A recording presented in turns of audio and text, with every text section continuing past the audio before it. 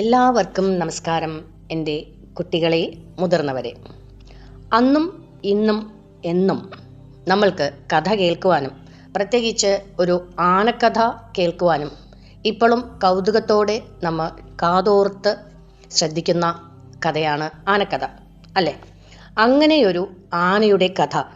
ആ ആന ആരായിരുന്നു, ആനയ്ക്ക് എന്താ സംഭവിച്ചത് എന്നെല്ലാം അറിയാനായിട്ട് ഒരു ചെറിയ കഥ ഞാനിവിടെ നിങ്ങൾക്ക് കുട്ടികൾക്ക്, നമ്മൾ മുതിർന്നവരായ കുട്ടികൾക്കും കൂടിയിട്ട് വേണ്ടിയിട്ട് ഒരു നല്ലൊരു ആനക്കഥ ഞാനിവിടെ പറയണമെന്ന് വിചാരിക്കുകയാണ്.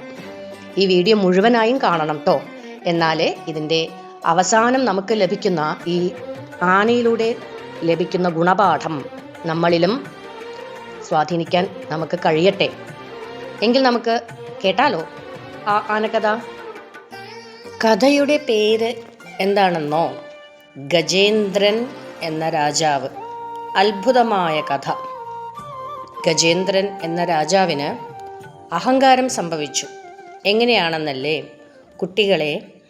പണ്ട് വലിയ മലനിരകളാൽ ചുറ്റപ്പെട്ട ഒരു മാന്ത്രിക വനമുണ്ടായിരുന്നു.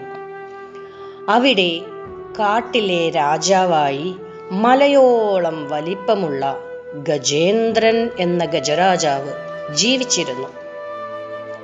അവൻ്റെ ആകൃതിയിലും, ആന എന്ന് പറഞ്ഞാൽ തന്നെ വലിയതാണല്ലേ, ഈ ഗജേന്ദ്രൻ എന്ന ആനയ്ക്കോ സ്വല്പം കൂടെ ഭയങ്കരമായ സൗന്ദര്യമുള്ള ആകൃതിയോടുകൂടിയ ശരീരവും അവൻ്റെ കൊമ്പുകൾക്ക് വരെ സ്വർണത്തിളക്കവും ഉണ്ടായിരുന്നു.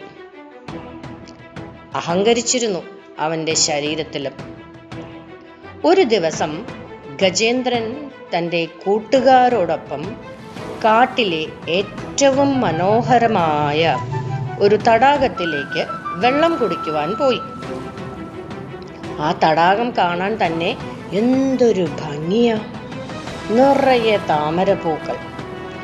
വെള്ളത്തിൽ ഇറങ്ങി കളിക്കുന്നതിനിടയിൽ എന്തു പറ്റി?